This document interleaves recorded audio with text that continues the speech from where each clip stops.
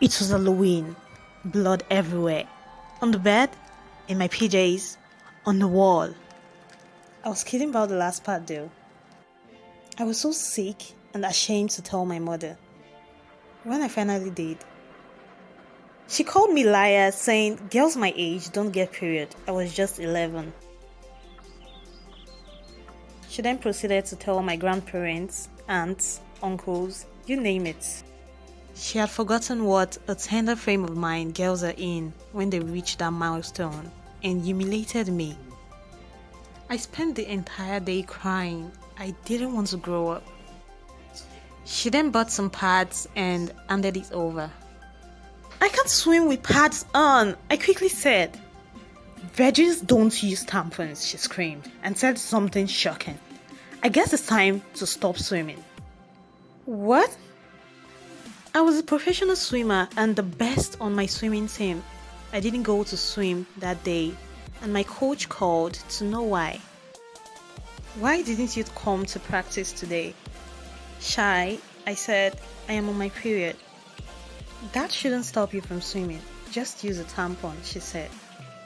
Mom said tampons are not for virgins, so I have to stop swimming. Although she was shocked, she said we'll work out a plan so I don't swim when I'm on. She was the best. She helped me understand my cycle.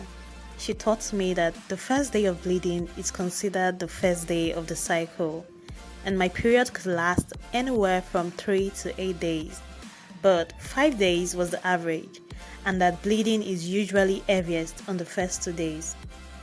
She said once the bleeding stops, usually from day 6 to 14, the uterine lining begins to prepare for the possibility of a pregnancy.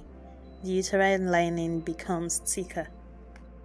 She then said somewhere around day 14, an egg is released from one of the ovaries and begins its journey down the fallopian tubes to the uterus, so fertilization occurs. And this occurs up to day 25.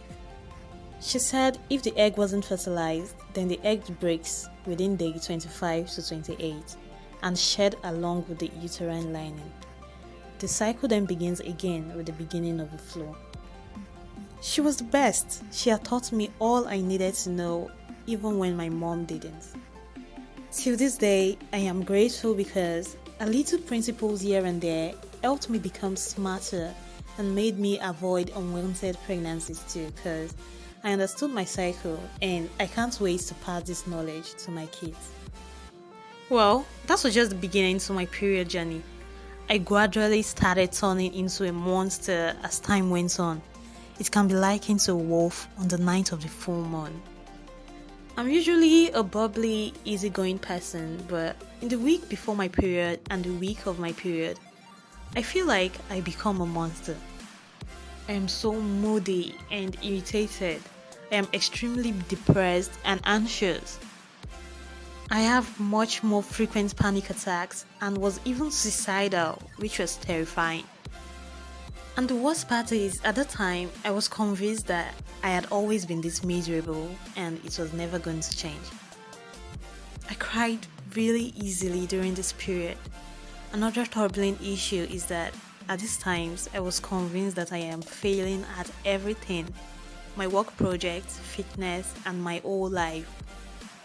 I always wanted to eat sweet and salty things. I have absolutely no tolerance for anything other than perfection and prefer to be left completely alone. And that's just the emotional stuff. On the physical side, I have debilitating cramps, backaches, and headaches that last for days. I have to take 6 ibuprofen at a time to deal with cramps. Sometimes I even throw up and then the poop cramps. Ugh. When I had those, I had to stay in the bathroom for hours. It took 3 doctors before I found the one who would listen to me and finally diagnosed me with PMDD. PMDD is premenstrual dysphoric disorder and is probably the evil cousin of PMS, premenstrual syndrome.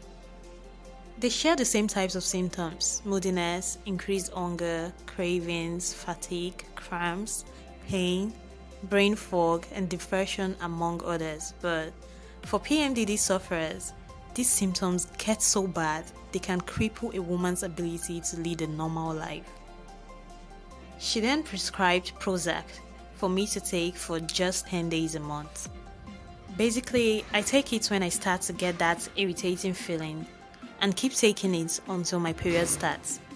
I feel better now. The worst part is I feel like my friendships have suffered.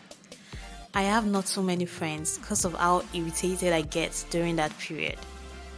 Another bad part to it is that people think I make this stuff up when I literally have no control over it. Some months are way better than others, and I personally wish people would understand.